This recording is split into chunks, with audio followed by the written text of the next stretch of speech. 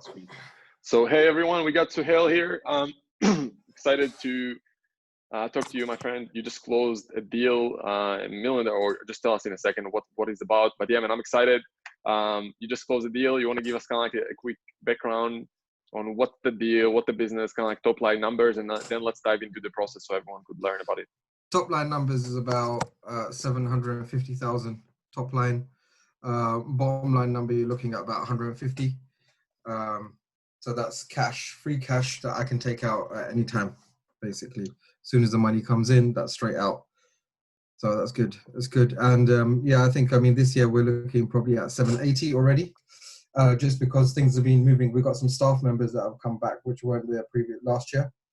And with the business that I'm in, the staff, essentially, the more staff you have, the more sales that you can get through the door. So love it, man. So just to confirm, you don't have experience in the background. You never worked in that sector, right? Well, yes and no. I don't have experience in a specific sector. I've got experience generally in retail. So it's a retail-based business, although it's service. So I've had a products-based experience. I've been managing products-based outlets. This is service-based, so that's new. But I've got some board members that who are experienced in the business. So it's good. Sweet. So let's dive into that in a second. But can you tell us then, why did you even pick that sector? Why I picked the sector? Well, you know, a lot of people spend a lot of time picking a sector, and I just found that just be a waste of time, because as we know from this sort of business buying, that you just pick a sector. There's no time, you know, taking weeks and weeks and months and years picking a sector. So I had three main sectors in mind. Number one was medical, as is common knowledge in this process. The other one was the vaping industry, so, you know, like e-cigarettes and things like that. And then the third one was the industry that I'm in, which is essentially beauty, hair and beauty. Yeah.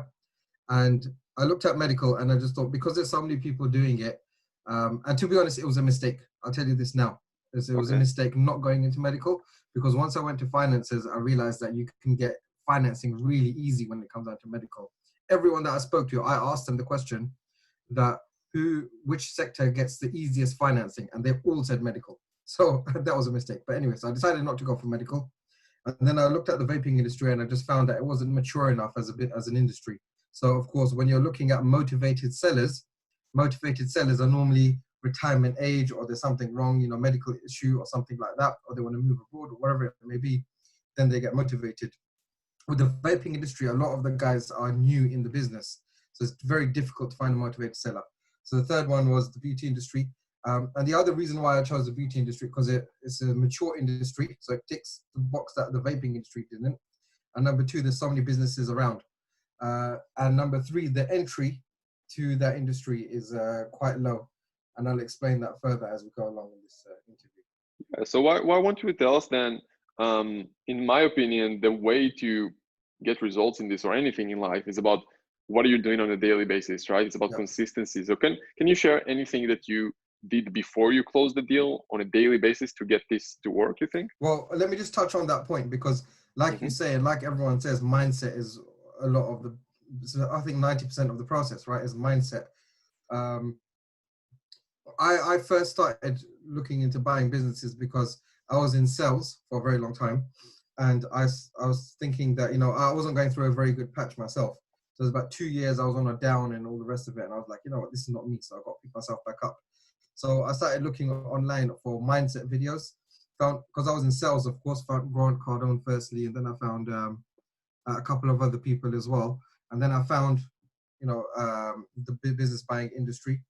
And I thought, okay, this is something which is interesting. So I went in there, and it's about building the mindset. Now, one thing I've always been, before those 2 years where I was on as a downer, always I've taken small daily actions, and that has amounted to some sort of big goal. And I've done that in mostly my personal life, but I've done that in about 3 or 4 different things. And it took me a long time to do it compared to maybe other people who have tried that exact same thing that I was doing. But in the end, because I was taking small daily actions, I did complete.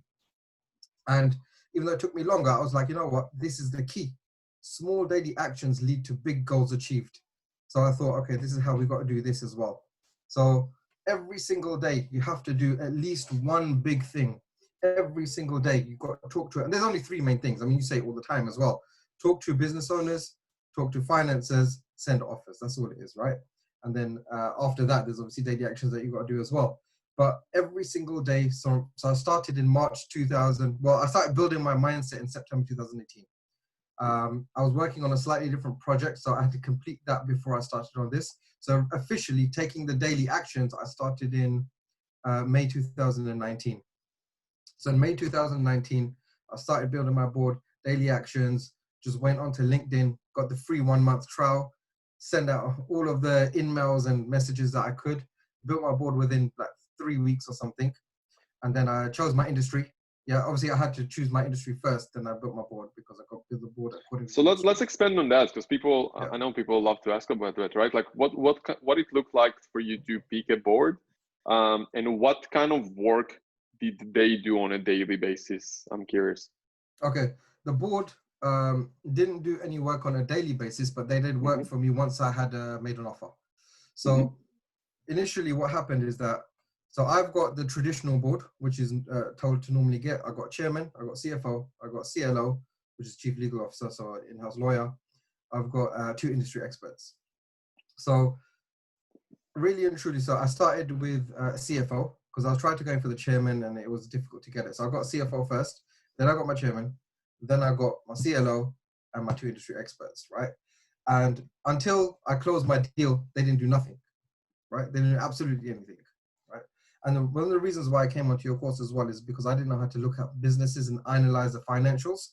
So that's one thing that helped me on your course, is that how to look at a business balance sheet, how to look at a P&L, and how to analyze what's a good business and what's not a good business. So that really helped me. So once I picked the board, I went out and I started looking for businesses. Now in my industry, obviously everyone hates brokers, but in my industry, there are so many businesses for sale that I just thought, I've got so much choice from brokers, I'm just gonna do it because it's easier. They've got the financials sort of ready for you. So I just contacted hundreds of brokers and said, okay, let's find these businesses. I think I looked at about 85 to 90 businesses before I found the first one. So I love that you're saying that. Yeah, go ahead. About 85 to 90 businesses, and they're all good businesses, to be honest. Those 85, 90, but I just didn't feel that they were the right first business for me, right? So for multiple reasons. So I picked this business, went there, went and meet the owner. I met one owner before I met this business owner. So I wasn't prepared. Yeah, it was. What would you say in a few bullets, in a nutshell, what were the reasons that those businesses weren't good for you? You didn't like them? Yeah, number one, they didn't have the correct processes in place for their own staff members. So it's very simple. If you've got the processes in place for your own staff members, when you're taking over, you've got that structure in place already. So that's good. And they had, they had a bookkeeper, an accountancy firm, which was doing their numbers for them. They had employment agency that was doing the employment for them. And they were really cheap on the retainer. They were doing contracts. So they had this system which was set up, which essentially we can roll out to business number 2, 3, 4 quite easily. So because of that, I thought actually this is a really good business. Plus it hit the turnover and the net profitability that I wanted as well. So that was the reason why I chose the business. And of course, number one reason, the sellers were motivated. Yeah, that's the number one reason. So I went to meet them in June. So May, June now, right? I went to meet them in June. I'm with the broker there, done some negotiations, and sent them an offer. They rejected the first offer and sent them, so there was some negotiation between the first offer and the second offer. Sent them the second offer, they rejected the second offer as well. Then I sent them a third offer, and then they accepted the third offer. So did you decide on the first offer? What made you decide that's the number I'm offering? Well, I went like half price for what they were asking. Yeah, always, yeah. So whatever they're asking, half price. And then they were like, no way, you're having a laugh if you think you're going to get that. Plus, and the half price with a deferred payment as well. They were like, you're dreaming, right? I said, all right, fair enough. Let's do the second one. So then with the second offer, I had to sort of identify what is their comfort zone for the deferred payment. Yeah, and that's what the second offer was about. It wasn't much about the price. It was what are they comfortable with the deferred payment. And that's how I make all of my offers now. So the first offer is always ridiculous, and I know they're going to reject it. The second offer is to feel out if they're doing a deferred pay, if they're willing to do a deferred payment, and how long they're willing to do it for. And then the third offer is probably the offer that they will accept. And that's exactly what happened in this one. Obviously, because my sales background, I've got that experience already to do negotiations like that. How So many yeah, times did you meet the owner before you made an offer? once. Once in person, and did you talk to him on the phone before that? That's right. Yeah, exactly. Awesome. I talked to the broker on the phone. I met the business owner once, and then between the first and second and third offer, we just spoke on the phone with the seller as well. And just to confirm, so all that time you're doing the work, right? You're looking at the numbers, your board are not involved yet. They're just there for Well, my future help CFO did mostly. look at the numbers once I had chosen this business that I was going to make offers on. Uh-huh. He looked at the numbers and he said, yes, you're right in exactly what you said. So that was good. So the way I looked at the numbers, I learned it from your course. And then, of course, I looked at the numbers. So this is right. And I got it confirmed from my CFO that this is definitely correct. And this is the way that we can do the deal. So then he gave me some sort of idea of how to do the structure as well. But of course, he doesn't know about the QLA process, the process that we all follow. So obviously his idea of how to make an offer was slightly different to mine. And I told him, no, we're not going to do it like what you're saying, but we're going to take the principles and we're going to apply it to my method, right? So then make the offer. Yeah, I love it. What I was about to ask. Yeah, that's sweet. So tell us then about a little bit more about the capital and how did you finance the deal? Or maybe, yeah, anything you want to share, or if you want to share, it's up to you. If you don't, and it's all good either way. If you don't mind sharing, like how much equity did you give up to the board members, or up to you. Feel free basically to share whatever you want. 26% I gave up to the board, and 10% of that I shouldn't have given. So 26% I gave to the board, and 10% I shouldn't have given.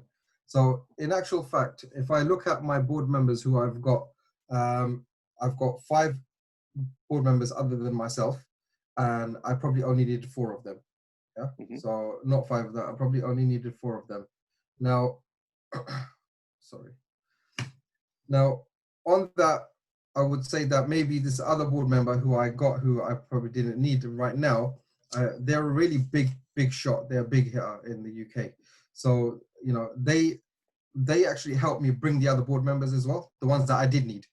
Yeah. So you can say that that person is the proxy to get my other board members. So yes, they did help. Yes, they didn't help. So, you know, we've got to see how it plays out in the future as well. And but all of them are from LinkedIn? Yeah, all from LinkedIn. No, one of them is from somewhere else, but all the rest are from LinkedIn. Now, of course, I've got all of the power. I can add and remove board members at my own choice, at my own will. So there's no restrictions on me to do that. So if I wanted to, I can say, right, I don't want you anymore. Give my 10% back. I'm not going to do it yet. I might do it later. I'm going to see how it feels out for a couple of deals. Yeah. So but once I made the offer, then these board members, they really stepped up because they got motivated as well. They were like, okay, fair enough. Now, between getting my board members and making the offer, don't forget I got accountancy firm and law firms on deferred fees as well. So tell us more about that, really, because people think it's impossible. They're scared. Like, tell us more about that if you can.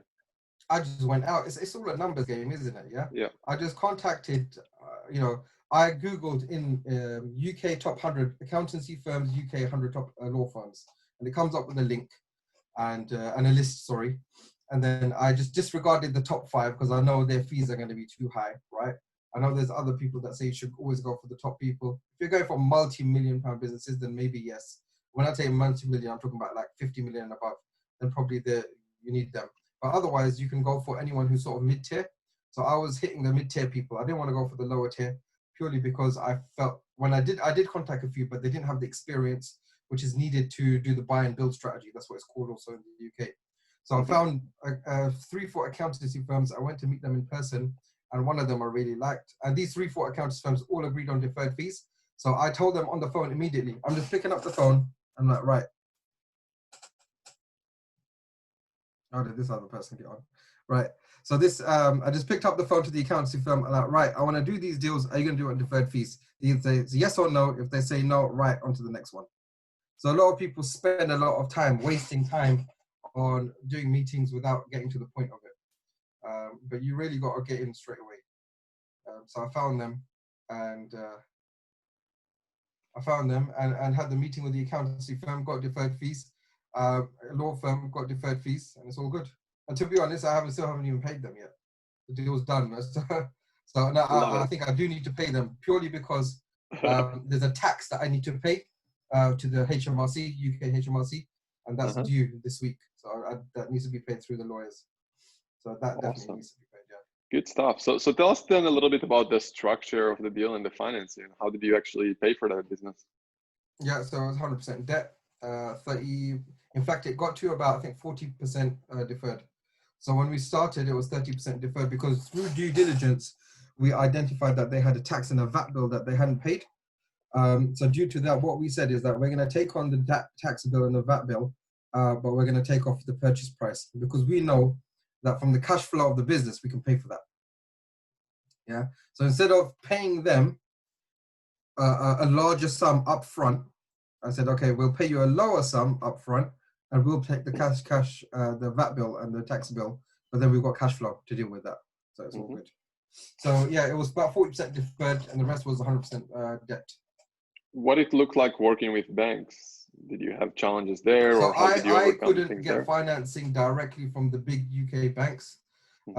Any of the mainstream banks didn't give me any financing. I had to look for a niche broker, a niche financer, and that was found through a broker. So that broker had actually worked with that financer personally himself.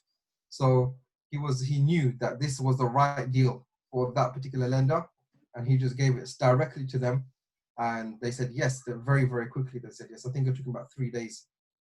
So we presented the numbers to them, and they said yes. But it was a long process to get a yes. I had probably about 1,000 no's before I got that one yes. I probably made about 1,200 phone calls, probably about 1,500 emails. Got rejected by about at least 300 to 400 lenders. Because my personal situation, I don't have no assets. So obviously when they're looking at me, they're like, okay, you can't provide no security, so it has to be unsecured, and we're not comfortable with unsecured. So 300 to 400 lenders are saying no, no, no, no, no, no, no. And that just shows you that you got to have a strong stomach for this. You can't be someone who's, all a soft snowflake really, and melt under pressure. Yeah, a little bit of water and the sugar melts. No, it's not like that. It's not like that. You have to have a strong stomach. So that's something which is I don't know why needed. how people are joining the call, but yeah, I'm removing them as soon as they're joining. But dude, that's seriously inspiring. The fact that you didn't give up. The fact, I mean, most people after they're calling 5, anything, they're like, oh, 5. I'm giving compliments when I'm saying 5. Most people like, calling 1 or 2, and it's like, it's shit. It's not working, right? No, I meet people who, like I said, I just meet people who say that, oh, I tried to apply for 3 jobs or 5 jobs and that they rejected me, so I can't get a job. I said, are you crazy? I mean, like, there's been times in my life where when I was applying for a job, I applied for 500 jobs and I got 1 interview, right? In this process, I applied to 300-400 financial institutions, sent 1,200 calls, 1,500 emails, and all they said no. So what? Just go to the next one, go to the next one, go to the next one. You'll find someone. What was that thing that kept you so certain and motivated? Because most people are like, they just give up. They don't believe in themselves or something. What was the thing that kept you, calling the 200?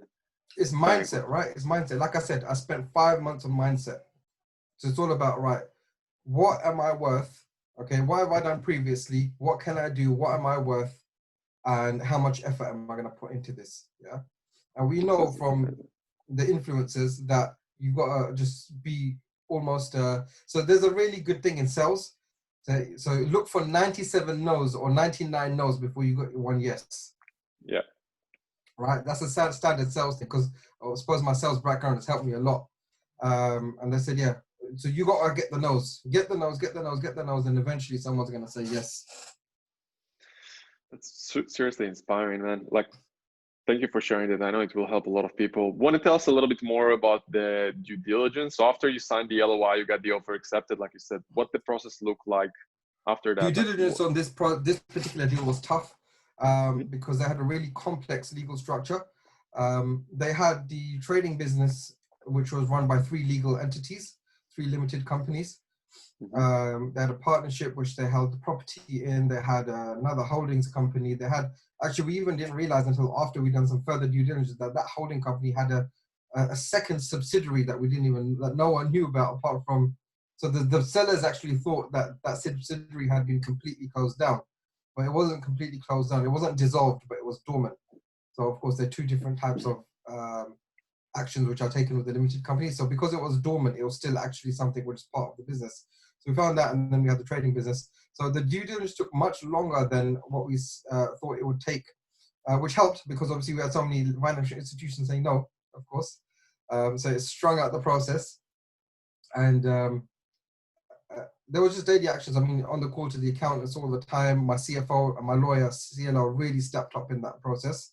They done a lot of work. My CLO, he saved me a lot of money, not only in fees from the lawyers that we would have been charged, but also when we were drafting the documents, there were certain things that he picked up on, which long-term saved us about 20% on certain revenues. My accountant, he's the one that found the VAT and the tax bill. Someone else has just joined. So my accountant just picked up the VAT and the tax bill that was going to come up. So that saved us essentially about 30 to 40,000 pounds. And yeah, so they really stepped up. It's just daily actions really. And there was things, I was quite impressed with myself because certain things that I picked up that neither the accountants or the lawyers picked up, both internal and external. So I just thought I'd pat myself on the back for that. For sure. You want to share some of those things? Yeah, so it was about shareholders. So the business about 5 years ago had 19 shareholders. So those shareholders were, yeah.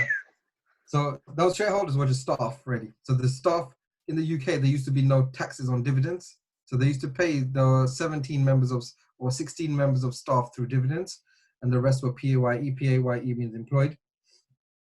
And because of that, the share register that they normally have, which is normally 2 pages or 3 pages or 4 pages, it was 26 pages. So my lawyer, he received the document, right? And he was like, what the hell is this? So then he sent it to my accountant, my internal accountant and my internal lawyer and my other accountant. And none of them knew what was going on because like we have never seen anything like this in our lives. We've been doing this for decades, right? And, you know, I mean, my in-house lawyer, he's a big-time in-house lawyer, right? He's a big guy as well. And he goes, I've never seen anything like this. Because I've worked on complex private equity deals. I've worked on some of the biggest names in the world, like in the racing industry, car racing industry. Because I've never seen something like this. So then it was a funny thing. I done it on my phone. I was sitting in my car. I was like, what the hell is this? If they're screwing, let me take a look at it.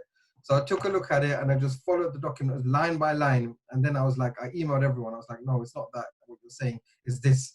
And they're like, oh, thank God you found that because, and this was one day before we were going to sign the deal. Wow. Yeah. 11 o'clock at night, I'm sitting in my car and I'm doing this. Damn. And then at 1 o'clock, my lawyer, he emails us back and he says, yeah, that's right. So I was right. So let's carry on with the signing tomorrow. Damn, man. I'd like to hear about your board because we have a lot of our clients are buying businesses with a board and a lot of our other clients buying businesses without a board, yeah. Right?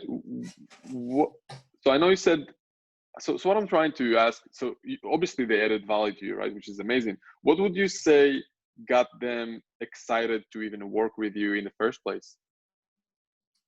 Leadership, really. You have to show the leadership. That's all it is. The deal size for them is small, right? For them, it's small. So the process was basically you sending a message on LinkedIn, inviting them for a phone call or a meeting, and then you basically sold yourself. That was the process, pretty much. Yeah, that's 100%. That's exactly what it was. There was a couple of them that wanted to do what I was doing within that particular industry themselves, but they just didn't get around to it because they were busy with other projects. So that obviously helped. 100% that helped. But it's just basically, you know, they haven't been paid anything. No one has taken nothing still. Are you planning to pay them anytime soon, or for now just pay them probably in about a couple of months' time? Yeah. Yeah. So for now, it's just the equity in the future payout, hopefully. Exactly. So no one's got paid anything. It's amazing. It just shows how much they believe in you and your dream. And again, it's another tap on the back, really, because it's really amazing, you know. You see that happening. But you know, to be honest, one of them yesterday, I was with one of them yesterday, went up to the business and she asked about, because I told him about the bonuses that they potentially get. She asked about it and I gave her the answer and she was perfectly happy. She said, no problem, we'll get paid in a few months' time, whatever. Yeah. It is what it is. Is there an agreement, like some kind of an operating agreement with them at the moment on what they're doing after you just close the deal? Or it's more just like, hey, help whenever you can? No, we've got a shareholders agreement in place. So they've got certain responsibilities which will grow as our holding company grows. So the accountant is in-house accountant is probably the most important person at the moment, of course. First, it was a lawyer to ensure that all of the paperwork is signed properly. and done properly. So he was important for that. But now post-transaction is the accountant. So what I've done is that I've said to the accountant that, look, I'll pay you a monthly retainer fee to do some of the work, right? So that's good. It's hardly anything, to be honest. It's nothing compared to what normal accountants charge. So he's getting paid a really, really, really small fee. It's almost insignificant, and he's doing some work for me. Are you paying him per hour basically right now? That's the plan? No, it's a retainer, so it's a certain amount per month as well. If there's in the retainer, we said that if it goes out of certain duties, then it would be go on a per hour basis because the retainer is so small. And the plan is what, for him to look at future deals or to also help with the operation of the existing company, or what? Operation of the existing company and future deals, both, yeah. But he's got in terms of future deals, I've now told him that he will take care of the due diligence, so we don't need to use external accountants as well. So due to that, we've got a certain number that he's gonna look at for free, and then a certain number that we're gonna do on a day rate, a reduced day rate, of course, because he's got equity as well. And then after that, I'm gonna employ him. After maybe about 5 deals, I'm gonna employ him as our full-time accountant CFO to take care of everything of the business, because you need that, of course, once you've got that number of businesses. Yeah, I love it. And what tells then about the operation of the business right now? So who's right now? Obviously, you're not in a business, right? So who's the right now running the day to day? So I promoted from a manager within. I've promoted an assistant manager from within. One of the sellers is staying on for 3 months. The other seller is staying on for 2 years. So I've got a management team who essentially just, I'm sitting at home at the moment, obviously not doing nothing, but I'm working on other deals and working on some things to improve that business as well. But they're running the day-to-day for me, yeah. And there will be. I've got no plans to work day-to-day in any of the businesses. Of course, I'm going to be overseeing and improving the operations from the experience that I've got from my previous retail experience, and also with my board members as well, who've got the industry experience. Like my board member went there yesterday, and she sent me a whole list this morning of the improvements that can be made. So, it is what it is. I love it. So tell us really more about the plans then moving forward. Do you want to stop with just this deal, or you want to buy more businesses? What do you want to do? I want to have a 100 million value business eventually. So once it goes to be honest, personally speaking, I think when it gets to about 20 million value, I'll start looking for a buyer. But of course, when it comes to that, you want to make sure that you want to have a good exit, right? So if I don't get a good deal, we'll carry on buying until it gets to about 100 million. But when we get to 100 million valuation, if it ever gets to that point, then I'm going to be not buying anything else. I'm just going to be seriously looking for a buyer to buy the business, because then that will be my main focus. What did you find out? Did you had a chance to talk to your bank or other financial institutions from the moment that you closed the deal to see what other financing options you have right now? Yeah, well, I done something which one of the other influences mentees does. So I haven't thrown a party for them, but I emailed everyone and I said, I closed the deal. You didn't do the financing, so you lost out. But if you want anything in the future, you gotta call me now. So that's how it is. Apart from with my actual bank themselves, the big lenders, I'm not going to do that with, purely because I haven't got to that level for them to be super motivated. For the other sort of niche lenders, I did that to them, and it worked, which is good. Man, that's awesome. I love it. Just so you know, this is super inspiring. I'm trying to think if I have other questions that could help. What do you think could help other people who just listen to you right now? Maybe they didn't pick any sector yet. They don't know how to find deals. They don't know how to find capital. They're not sure just about anything. What would you recommend them from anywhere, from beginning to the end, or I would say number one is build your mindset. Mindset is the most important thing. Once a mindset is done, to be honest, you don't even need to watch the whole course. All you got to do is 3 things. Find financial institutions, find buyers, and send offers. Find sellers, and send offers. That's the only things you got to do. They're the only 3 important things, and do something every single day. Every single day. Even post-completion, I'm no longer doing just 1 or 2 things every single day. I'm doing like 5 things every day. And I still work. I work for another employer, right? Tomorrow I got to meet, it's supposed to be tomorrow, but they cancelled. So what it looks like for you, maybe share like on a daily basis, what that looks like for you right now when you're saying do something. So you're mostly talking about those 3 things, right? Are there other things that you're doing maybe for yourself or your mindset that's helping you on a daily basis? Okay, so I'm a religious fella, so for my religion really helps me.